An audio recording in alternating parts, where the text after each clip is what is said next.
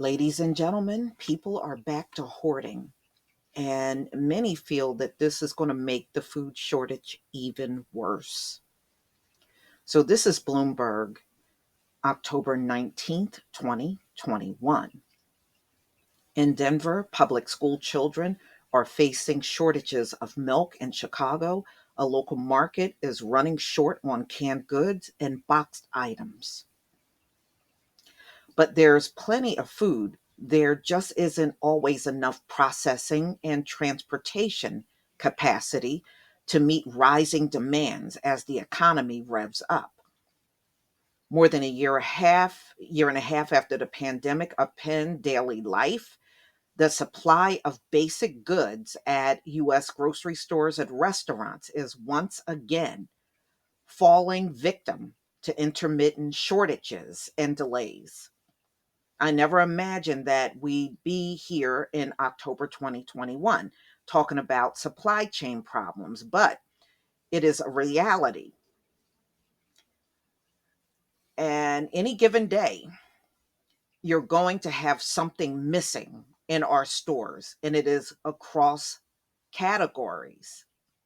In Denver, broken parts of the milk supplier plant affected shipments of half pint containers on top of the disruption at one time or another in cereals, tortillas, and juice. We have been struggling with supply chain issues with different items since school started.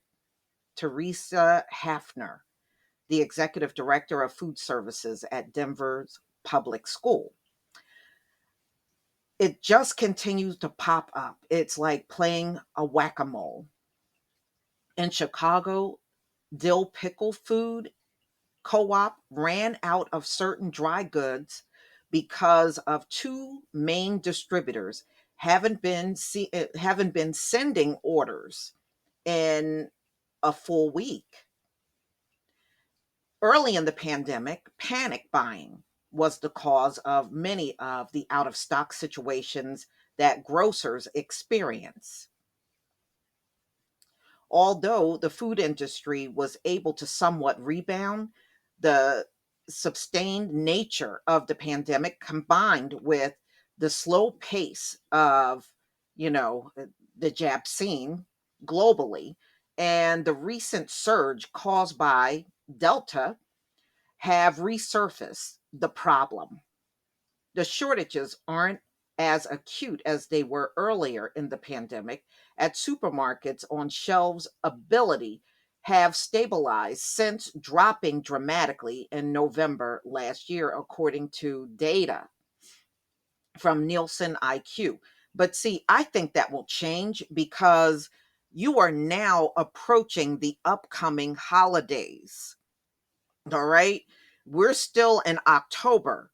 When November hit and December, I think that's going to be a different story. Still, one key metric is trending down a bit. The total on shelf availability was 94.6% in September, and that was a decrease from 95.2% in August.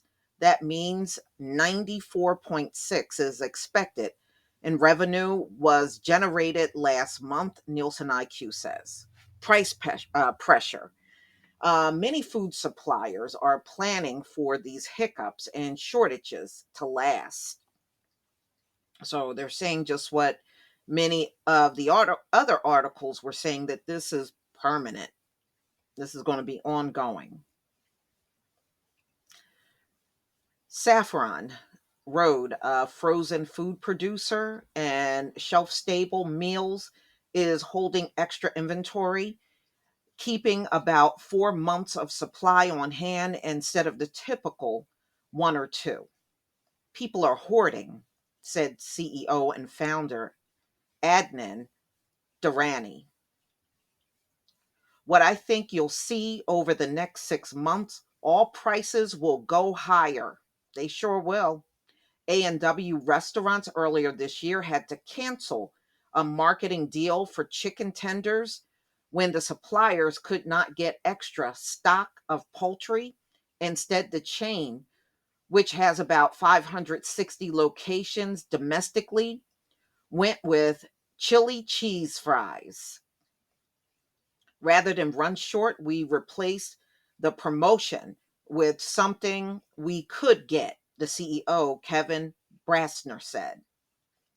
Supplies are improving, he said, but the chain is still only getting about 80% of what it orders, he said.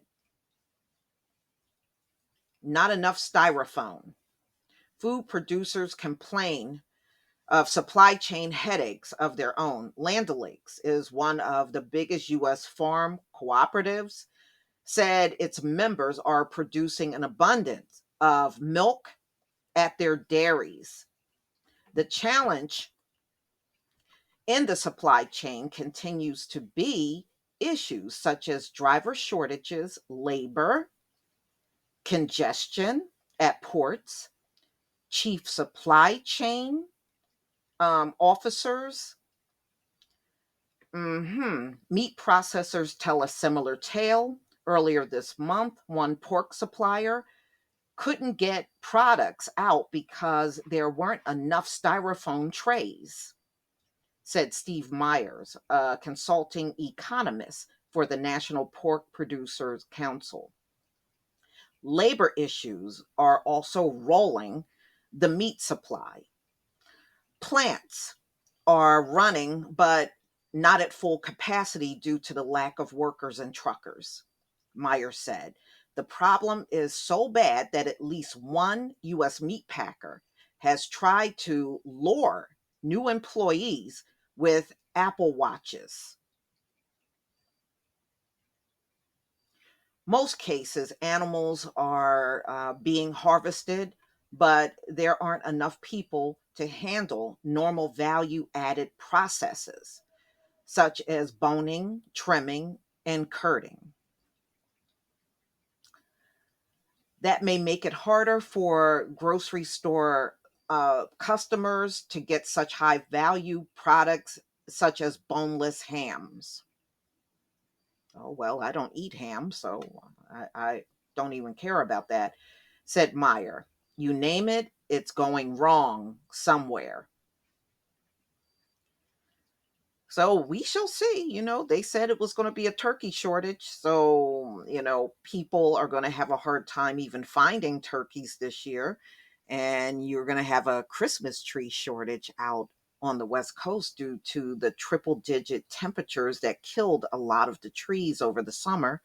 So it's going to be quite an interesting ending to 2021, y'all. But please tell me what you think.